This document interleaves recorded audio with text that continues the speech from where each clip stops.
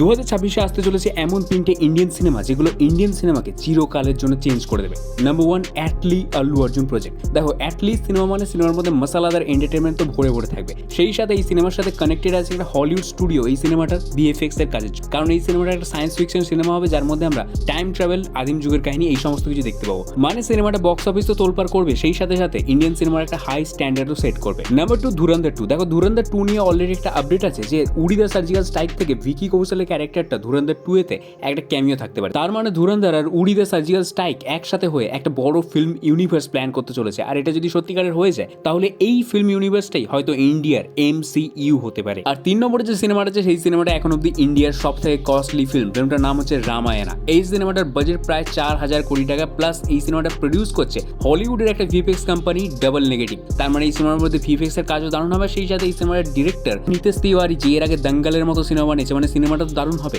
এবং সেই সাথে এই সিনেমার মধ্যে মিউজিক দিচ্ছে AR রহমান আর হ্যান্স জিমার। তার মানে এই সিনেমাটা শুধু ইন্ডিয়াতে নয়, ওয়ার্ল্ড সিনেমাতেই একটা ল্যান্ডমার্ক সেট করতে চলেছে।